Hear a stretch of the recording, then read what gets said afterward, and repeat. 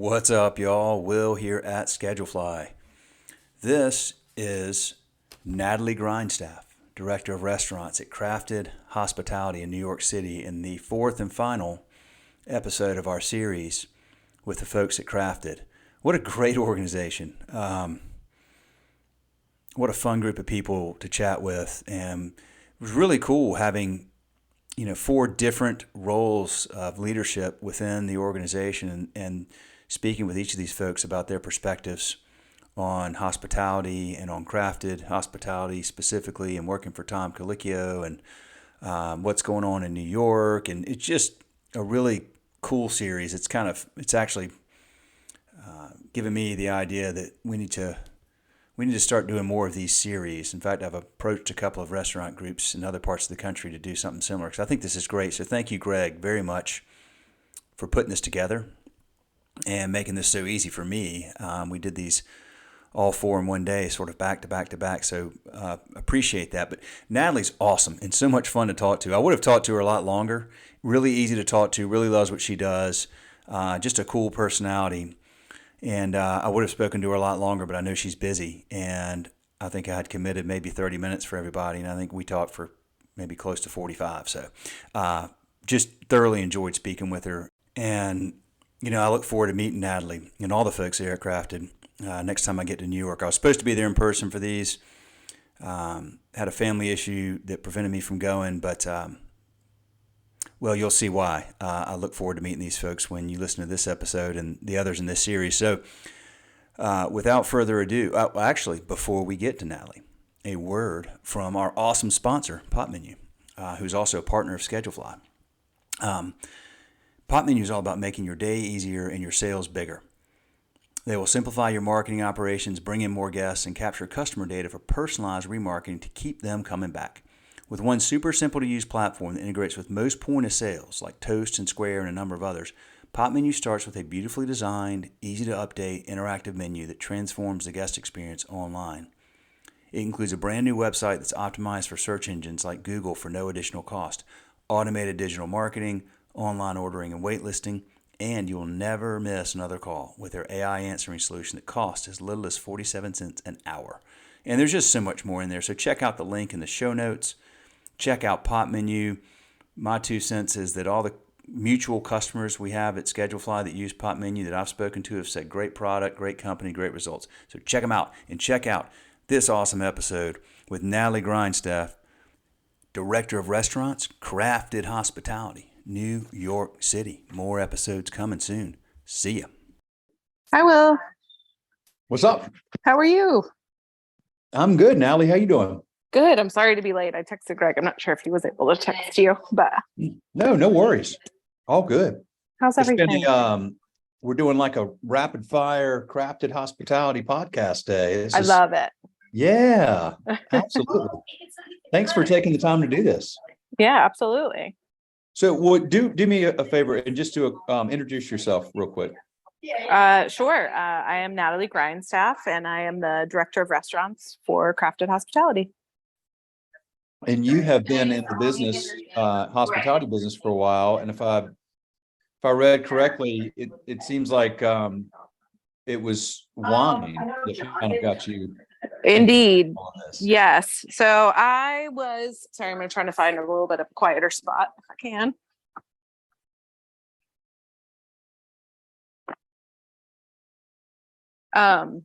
So yes, I have always been in wine, and well, not always, but for many, many years have been in wine. I started my career in management, and then I came to live in New York in 2009, and I just saw that like wine was where it was cool in restaurants. Like I had a friend, she was a sommelier, and I got really inspired to kind of start down that path by watching her.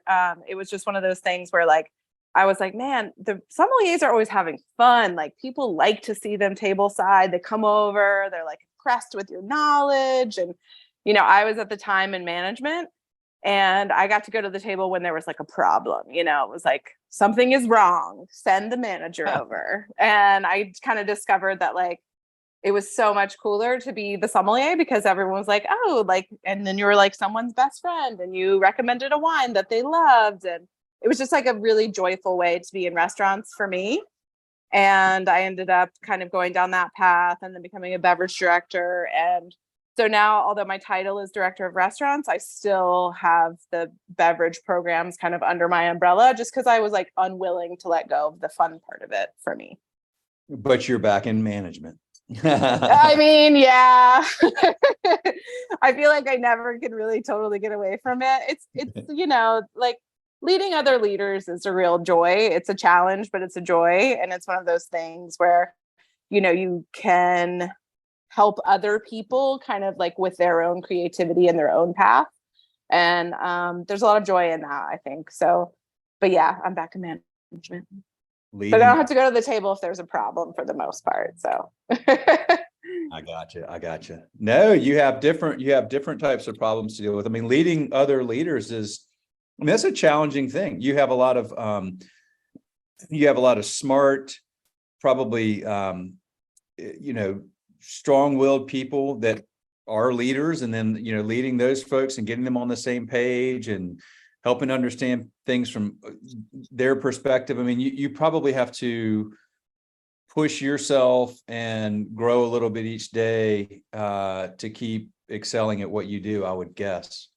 Yeah, I mean, I think of it in a way. I mean, obviously, my job as a leader of leaders is not to tell them what to do. It's to help them find the best way to do what they're doing, right? So at the level of folks that, are leading our restaurants, these are people who are career professionals who've been doing it for many years. And they're excellent at what they do. So they don't need me to be like, hey, you should do A, B, C, and D. They need me to be more like, hey, what if we did it this way? Or have you thought about this? Or you have a lot on your plate. Like maybe we should move some of this over here. So sometimes it's a little bit more like dynamics between the managers in a way, I guess. But yeah, for sure. Like I think the way that when I first became a leader and sort of like how my leadership has grown over the years has like changed tremendously. And it's funny when we like, in our company, we really promote from within. So a lot of our leaders started as line level employees. And when someone's a green manager, you're like, hey man, it takes a lot of years to get good at this. It's not just like I think people are always like, people have natural leadership abilities, and that may be true. But leadership is a skill. It's learned, and you make mistakes and you do it wrong and you say the wrong thing, you make the wrong choice.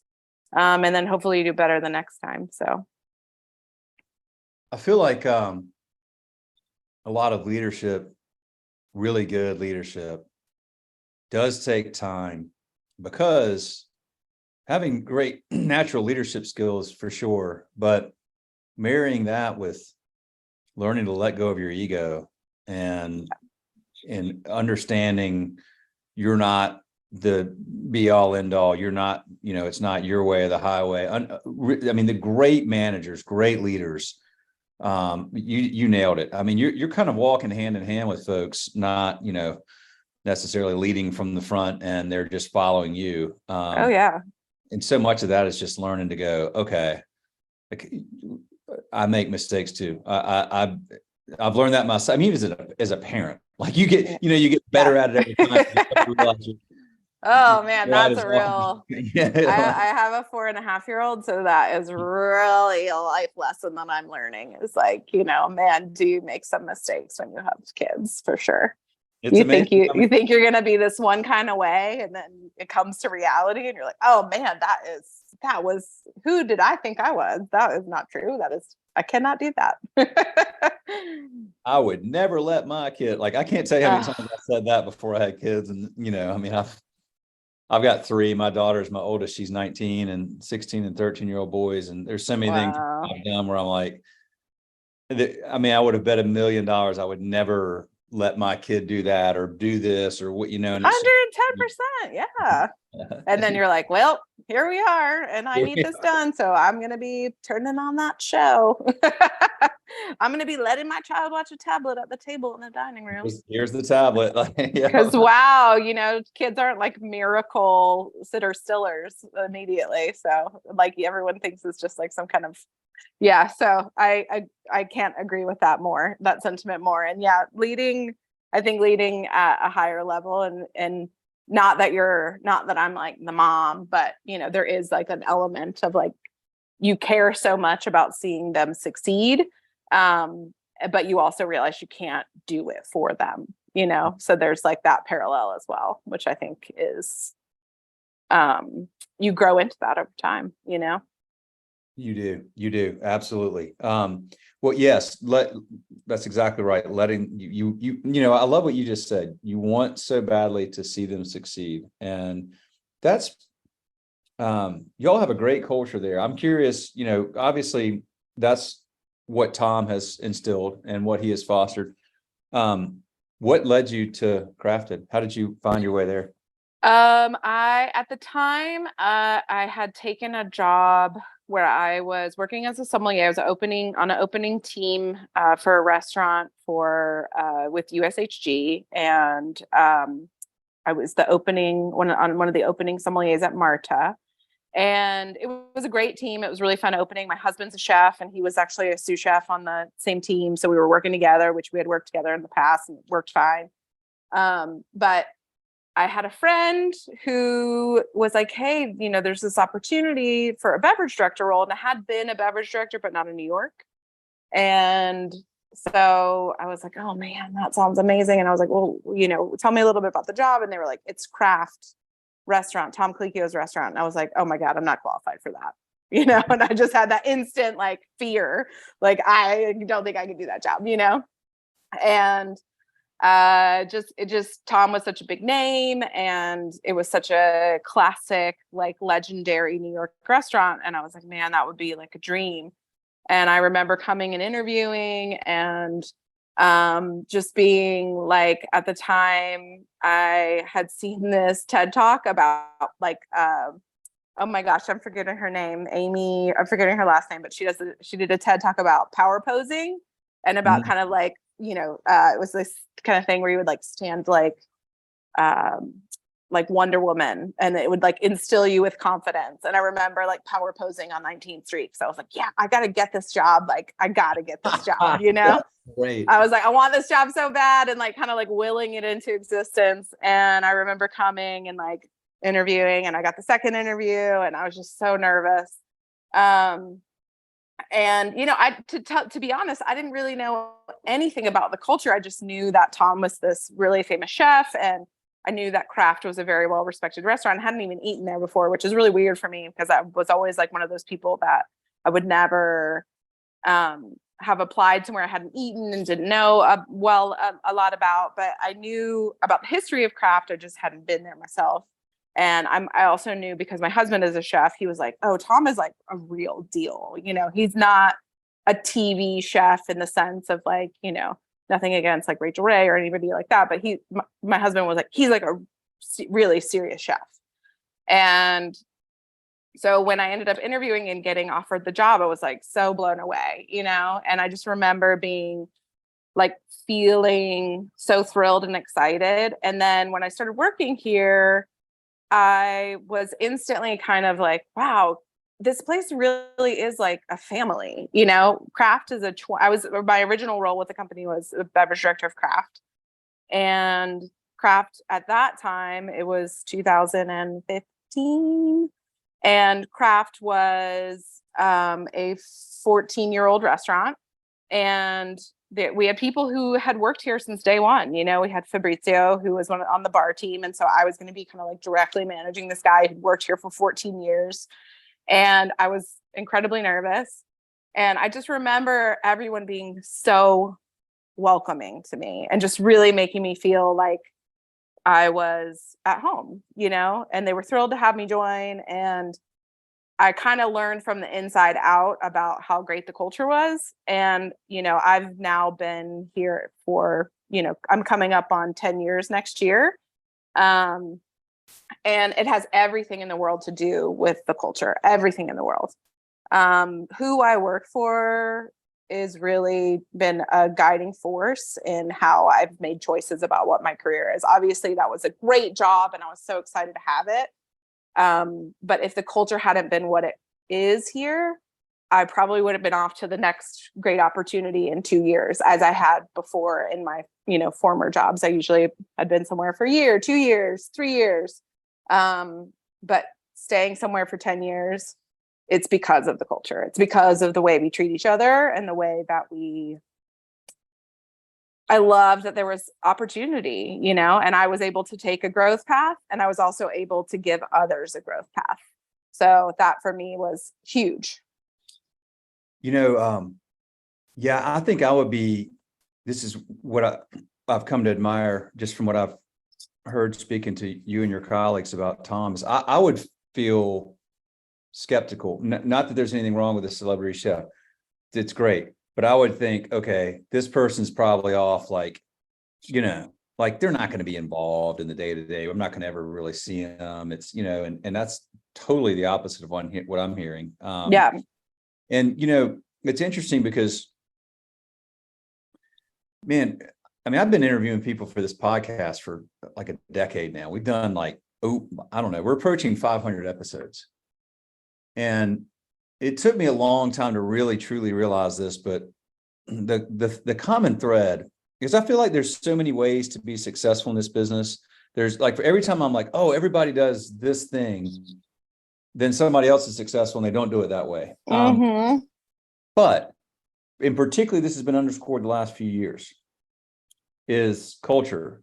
Do you have a culture of family and trust and growth and support and teamwork? And I mean, like a really true culture, like everybody talks about you got to have a good culture, but I mean, like where I see it, where it's really authentic, where it really is it's led by people who genuinely care about the well-being of the people that work there.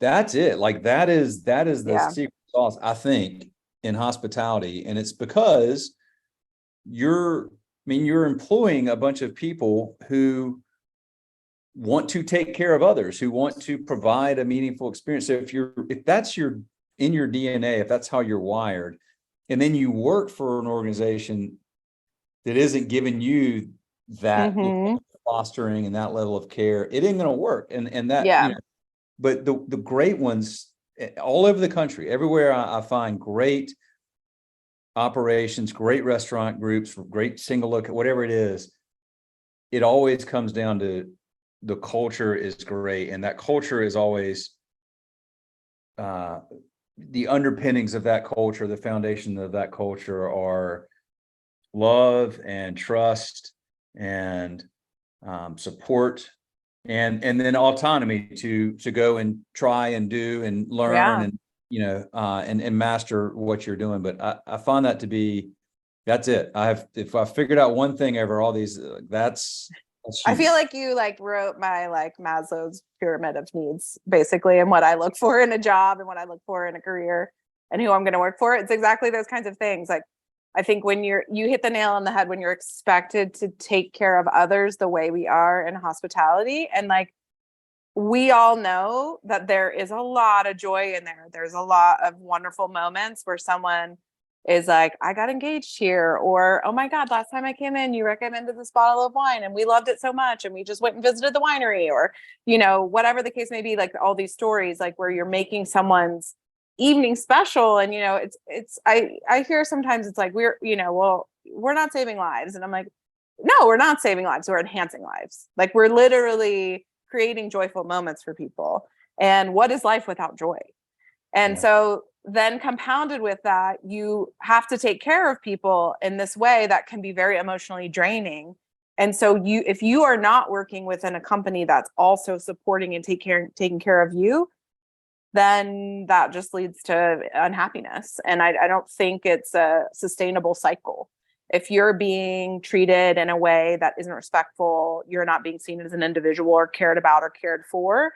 If you're being treated like you're replaceable, then you don't have it. What is your motivation to show that care to the guests, And again, even if you're the kind of person that it comes from within, you can only sustain that for so long without everyone else around you being in that same mindset. And, you know, we all talk a lot about Tom, but Tom knows the people that work in these restaurants. Like, of course he knows us, like the executive team. We work with him all the time. We talk to him all the time, but he knows our employees on the line level as well. And he is in touch with them, especially our guys who've been around for a long, long time, guys and gals. And it really, they matter to him when they're having problems. He cares, you know, and it's that he doesn't have to, you know, like, I mean, he should as a human, we all should, but Tom is at a level, he's on television, you know, he has the restaurants, obviously, but he has other ventures and things that he is involved with, but he genuinely cares about the people that work in all of his restaurants. And you know, I don't know. I don't know if everyone has the bandwidth to do that or doesn't, or maybe some people just like to put a layer between themselves because it's for whatever reason. But you don't see that as much anymore, I think, when you get into the sort of hospitality groups that we're talking about. There's just tends to be a little bit less, I don't know, care put in some ways, I guess. So I don't know. Yeah. Tom's a special dude. Like, I love working for him. I've, you know, again, put a decade of my life into this company almost. And it's because I have a lot of respect for the dude. Like, what he does is great. And I think our restaurants are awesome. And I'm proud to be a part of what we do. But making that culture, creating that culture is, I think, the center of it, truly. It is it's some alchemy of just marrying together these, you know, the idea of just, well, like you said, I mean, it's just like building a family and you taking care. I mean, I look at hospitality as like, great hospitality is provided in the same way you would have your guests come into your home. Like, yeah, it's real, you care, it matters, you want them to be happy, you're attentive to their needs, you're mindful of what's going on, you care about the people. And that's, you know, to get people on your team that think of it that way is hard. And it's gotten harder from COVID. I mean, people left the industry. So it's, oh my gosh. Yeah. You know, I mean, that was a real revelation, right? Like, even talking about how, like, do we get everything perfect? No, of course not. We don't at all. We make mistakes as well. But I think, you know, the way that we tried to handle COVID, which was, that was that rocked the industry to the core, you know? And I think there were some groups that I had heard, you know, that really, it was sort of like people were like, of course, I think at some point we all understood that pretty much everyone was going to be laid off, right? Like, restaurants were not open in New York. You couldn't operate really. So the vast majority of like large restaurant groups were like, hey, we're laying everyone off, which I think a lot of people understood was just, that was what had to happen. But, you know, we really tried to stay in touch with people. We tried to make sure people knew what was happening. We tried to keep people updated. And I know friends of mine who worked for other groups where they kind of like heard nothing, you know? And getting through that period was obviously like nightmarish, but it really cemented for me that I was working for and with the right people. Because when we were coming back, I was on the phone calling Fabrizio, the bartender, and being like, hey man, do you want to come back and work in, you know, PPE gear on the sidewalk in New York, where like God knows how much money we're going to make and who's going to come and what it's going to be like. And Fabrizio was like the first person who came back, and it was amazing, you know? So he was like day one employee of Craft when we opened, and he was the very first employee back after COVID. So like, there's meaning there, you know? There's like 100%. That's not just a job. That that person is not just an employee. So for me, I like, as a like beverage person, we're kind of like dreamy and we love the story. I think there has to be meaning in it for me. It can't just be like, oh, hey, we're putting food on the table and like making it nice for people. It's the people that make it special to work at Craft and to work at Temple Court and to work at Small Batch and Craft LA and all of our great spots, Do you, well, you mentioned the TED Talk. Do you watch TED Talks and read books and things like that to try to just continue to grow as a leader? Oh, yeah. Yeah. Yeah, for sure. I mean, it's funny. Amy Cuddy is the name of the woman who's did the it's like all kind of about like body language. It's a great TED Talk. I love her. I can't believe I forgot her name, but Amy Cuddy. I do, it's funny. Like I was saying, my husband's a chef and he loves to watch like every culinary show that ever comes on ever. And I'm always like, oh, haven't you like had enough of work from work, like, don't you want to like zone out and watch something like totally worthless? And he's like, no, I love this. I read a lot of wine stuff, obviously, still, because it's like such a subject that if you don't continually mine for new information, or like keep your old information refreshed. When it comes to sort of like hospitality books, of course, I have read like Setting the Table and all of those kind of like very classics. I used to work at Babbo and I read Heat, which I actually would totally go in for a reread of that book because it's just a great book and really well written. What book? Heat, Bill Buford. It's all about like Babbo and like kind of the beginning and origin story. It's like way before everything kind of went crazy.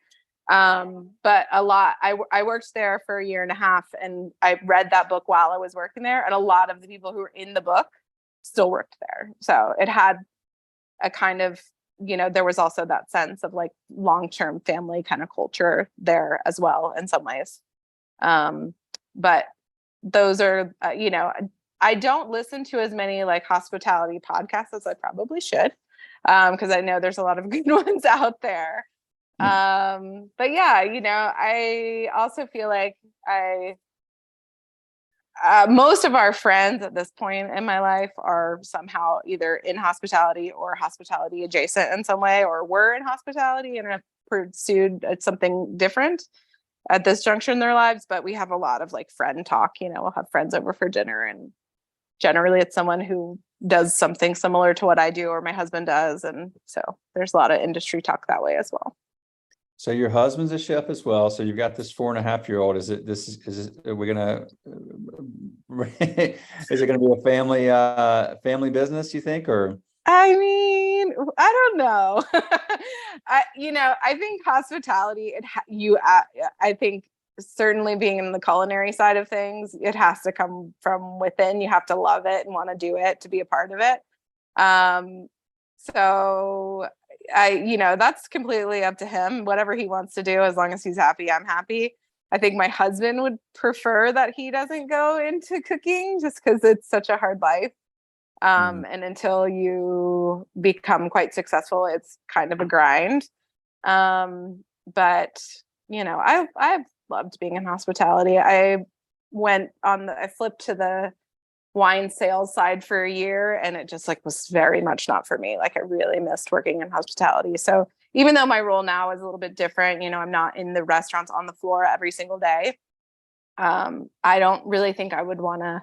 I love being in this world, I like being in the hospitality sector, even if, my job isn't to necessarily be on the floor, like talking with guests every single day. But I do miss it the times that I do that.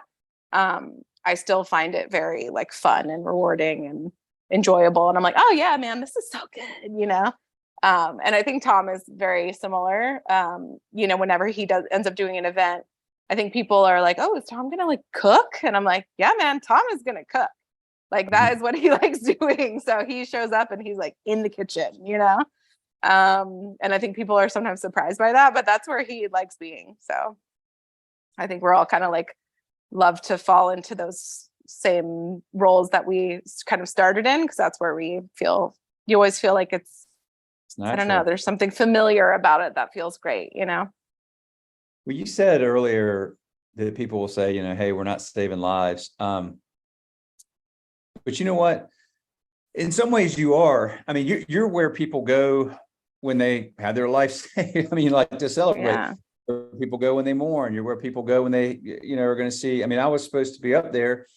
I was going to see, my brother-in-law, like at one of your restaurants, because that, like it's such an. I mean, I think a lot of people figured this out during COVID, that maybe people took this for granted before, but when your favorite restaurants all closed down, you're like, Oh man, yeah. where am I gonna, like, no, it's got to, so they try to support them and whatever. But I think it's, particularly the independent restaurants and the, these small groups and family run businesses are, they're just an important part of they're a huge and important part of any great community. They're 100%. They're where culture grows and blooms. They're sort of the epicenter of culture. And whether that's, and you ask, like, why is New York great, or why is Charleston great, or why is Atlanta great, or why is LA great? I mean, wherever you like, pick a great town or a great city. It could be a small little town or a big city. Yeah. You start asking why is it great, then within a handful of reasons, it's going to be because they have great independent restaurants. And I couldn't agree with that more. They're just, that's where we come to, and we need more of that, frankly. I mean, it's a little disconcerting that, like, you have this there in New York now where people aren't in the office as much, and therefore they're not coming together at restaurants during a busy lunch hour. And we're more, we're a little bit more remote now, and we're spending more time on our, you look at what that does to culture and society. It's, restaurants are like the one place we can all kind of be together. It doesn't matter what walk of life you're from, whether you're a customer or an employee in a restaurant, really. And there's not, that's rare. So I would say that, sure, no, you're not saving lives like, an ER doctor, but you're right. It's additive. You're adding a ton of value to people's lives and to the culture of the community that you're in, is the case. Yeah. I mean, I totally agree with you. Like, it's funny. My husband and I were just on a trip to Vietnam. We got back about a week ago, which was amazing. And my husband, of course, was like, we're eating all the street food. And I was like, great, let's do it. And then we kind of realized that our mode of traveling is sort of like, go to a luxurious breakfast and then have a leisurely lunch and have wine, and then go to dinner and drink a bottle of wine and have a cocktail. And, it's kind of like we have this, our days sort of revolve around food. So then when you're eating street food, it takes about 15 minutes to do that. So then we had like 45 minutes of the day planned. And then the rest of the day, we were like, well, what do we do with ourselves? Like, here we are on vacation and we can't have, we're not having 3 luxurious 4-hour meals a day. It was like, we didn't know what to do. We had to kind of rejigger the vacation. But, I think that says a lot about where we find joy in life. And, it's literally sitting across the table from each other in a nice restaurant and having a great time. And I think that we're hopefully not alone in that, it's just people see dining, I think, more as an event in and of itself than ever. And that, I think, is awesome. And again, something that we all missed out on during COVID. And God, like, what a joy that was to like go out. Where was the first place that you ate after COVID? Like, where did you go out to eat for the very first time after COVID? Do you remember? Oh yeah. And I think most people do, because it was such a big deal. Like, yeah, get to go into a restaurant and sit down and have somebody come and take our order. Like, that was an amazing, like magic. But you would never think that you would find that to be anything more than just something you always do. It's kind of, reminded us of how meaningful that is. And it's, I think that, the pendulum swung so far with, we all got these phones and technology, and you go places and everybody was just on there, constantly. And I feel like people are starting to realize, like, that's not healthy. Like, that's not a good thing. Yeah. And staying on that thing constantly is, this, I mean, as a parent, you think about it and you're like, it's just this constant dopamine hit, and then you start to like, let's do non-phone time, and then Yeah. non-phone time we're present, right? And where we get that as a family of 5 is when we go out to eat. Like, Yeah. And it's even like, I mean, if you think about it, even if you're like watching a movie, you're watching it all together and like kind of having some level of interaction. But when you're on your phone, it is literally like 100% solo. Like it's just you and the phone. you on the phone. Yeah. And I couldn't agree with you more. I think there's like a need for that kind of thing in society. I mean, I have a friend who runs like a small restaurant in the East Village, and they have a rule that you have to put your phone in like a little box when you come in. Like you can't. So it's like just literally encouraging the art of conversation at the table and like, you know, reminding you like, hey, you came to dinner to like talk with a person, not look at your phone. Which I think is like kind of militant, but also awesome. Sometimes people need that little extra nut, like Yeah. I bet people are there and they do that and they're like, that's weird. And then they're sitting there like, God, I'm so glad that we put our phone, like, how awesome is this? Yeah. Yeah. It just is, life needs those.